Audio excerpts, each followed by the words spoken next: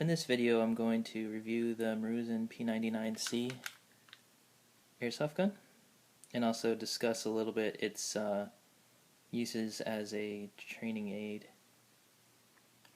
for real steel firearm. So here's an overview of the gun, different angles and such. It is notable that the slide on here is not stock from Maruzen. Out of the box from Maruzen it'll have a black plastic slide as well as a black plastic outer barrel with an orange tip. So these are upgraded parts from Shooter's Design. These are aluminum parts in titanium color. They make different colors, this titanium color. One of the nice things about the P99c is these parts are readily available. Compared to the full-size P99, these parts are very difficult to find in stock. I'm not sure if they even still make them. But for the P99c, these parts are fairly easy to get. They are expensive, but they make the gun function much better. I think it feels better in the hand as well. So this gun appears to be modeled off an early version of the P99c. So there's a few differences between it and the current real steel version. Some of the differences are the texture here in the grip is different. The backstrap is different. These backstraps are interchangeable, just like the real gun.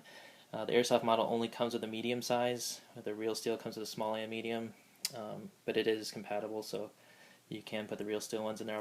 This is the medium. I'll probably put the real steel small in there because that's how I run it. This trademark should be lower. None of that stuff is a big deal. It still feels the same. Something that might be an issue though for training purposes is this has the short magazine release levers compared to here's a real steel frame. See how it's the long. So that is a little different, and you probably want that to be the same. So fortunately though, that part is compatible with the real steel part, so you can buy the real steel part, file down or grind down the plastic in the trigger guard a little bit, and the real steel part will fit there. I'll probably do that upgrade eventually, I just haven't done it yet. Another difference is these slide release or slide lock levers are ambidextrous on this, and the real steel model is not ambidextrous. It's just on the one side there. So that's not a big deal though. It feels the same as long as you don't use the one on the other side. It does feel the same on your finger. So a couple other nice features. The sights are compatible with real steel, and they're windage adjustable in the back. Turn that screw. You could put night sights or something if you wanted. The front sight again is also compatible. The airsoft model only comes with one front sight, where the real steel comes with various for adjusting height. But you can, again, they're compatible with the real steel. Right now it actually has a real steel front sight. I broke the airsoft one changing the slide. So you can see the airsoft dot is quite a bit brighter. So takedown is very similar. Here's a takedown lever. Pull this. On the real steel, you have to hold this down while you slide the slide off. Airsoft, it'll stay down, so that's a little bit different, but close to the same. Here's the inside of the slide. Has the same style of captive recoil spring, dual captive as the real steel. And here's the frame. One of the interesting things is how this uses an internal hammer system here. See that? Which is quite a bit different than the real steel. It uses a striker in the slide, but it does replicate the AS mode, which I'll show you in just a second, which is one of the nicest things about this gun, is that it replicates that trigger very well. So to reassemble this has to stay down. The real steel, you just slide it on, but on this, that takedown lever has to stay down. If you pull the trigger, it goes back up. So since I pulled the trigger, it went up, and the slide won't go back on the airsoft model. But pull that down, and then slide the slide back on. Once you slide the slide back on, then you do want to pull the trigger a little bit to make that pop back up and lock it on. So here's the trigger mode. Cocking indicator on the back. So when it's cocked, there's an indicator. Decocker does work. This button right here is decocker. So when it's decocked, it's in long double action pull. It is a lighter weight pull than the real steel. Also, when I first got this airsoft gun, it was a little bit clunky, but the trigger smoothed out. Feels pretty decent right now. So when it's cocked, still long pull, but now it's in AS mode, so it's much lighter, and again even lighter than the real steel. But it still replicates the function, so that's nice. So if the gun was cycling, then it would stay in single action. There's single action. And of course the decocker will put it back in double action. You see the trigger move forward when you decock. So that all works like it's supposed to work. A couple quick notes. The the takedown lever on the airsoft gun also functions as safety. You can push it in, and then you can't pull the trigger.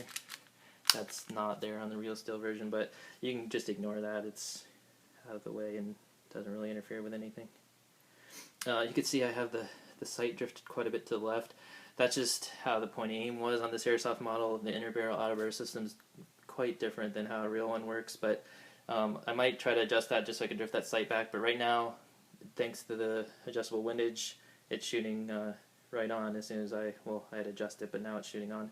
I'm getting about 3-inch groups at 20 feet. Might make a video of that later, but it's shooting pretty accurately, so I'm happy with that. Here's what the magazine it'll come with looks like. This is a compact magazine with a pinky extension. This holds 15 airsoft BBs compared to the real 9mm, it would only hold 10 rounds of 9mm. So a little bit different. You can download it if you want to match that real one. The Maruzen magazines are nice in that they vent gas when they're full. So you'd hold this upside down, put the can of gas on the top there, fill it up. When it's full, some gas will leak out, letting you know it's full, which is a nice feature. Some airsoft magazines, you just have to hold it on there and count 5, 10, 15 seconds. You don't really know when it's full, so that's a nice feature.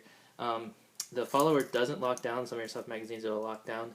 So on this one it doesn't lock. You just have to hold it in when you put BBs in. Load them from the top. Not a big deal. Easy to do. So they also make... so unfortunately they don't make... This is a real steel magazine without the pinky extension. They don't make this for an airsoft model. So that's a little bit unfortunate. You might be able to mod this one, but they don't make it. They do, however, make the full-size P99 magazine replica, and it does fit just like it would in a full size or in a real steel gun. The Airsoft P99c doesn't have an ejector, so you can run it like this and not risk damaging anything.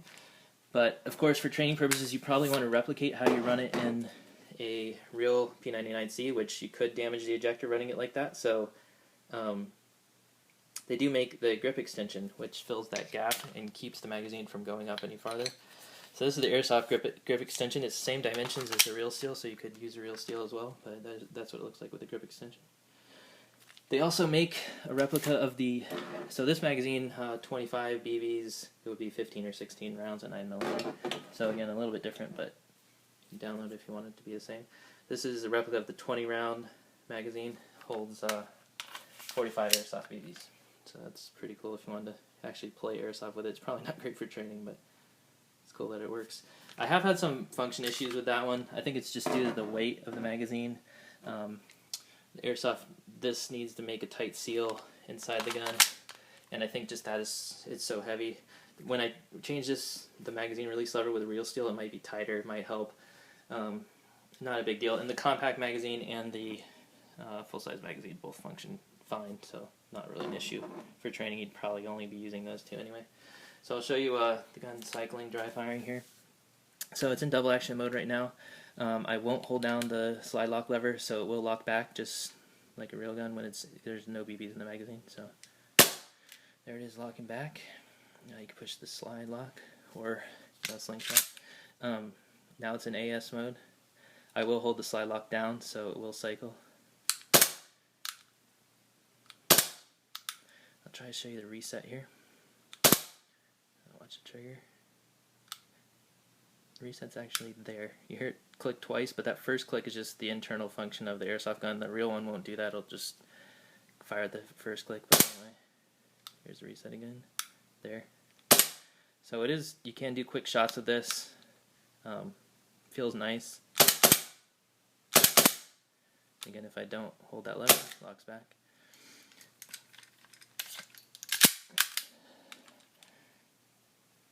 So, there's one other quick thing I'll try to mention. So here's a holster. And if you're trying to do reholstering training, you might run into this issue.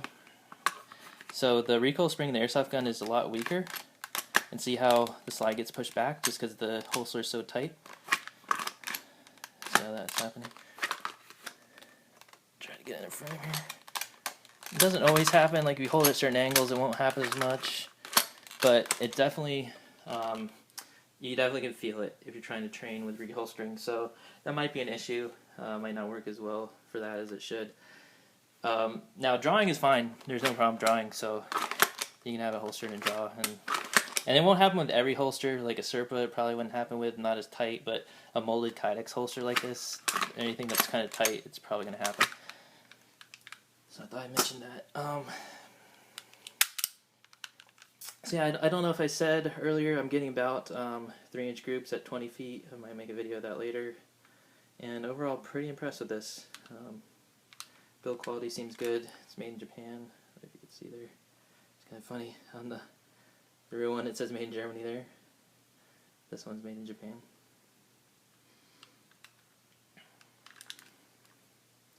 So I think I've covered everything. If there's any questions or comments, I'll try to answer them in the comment section. And thank you for watching.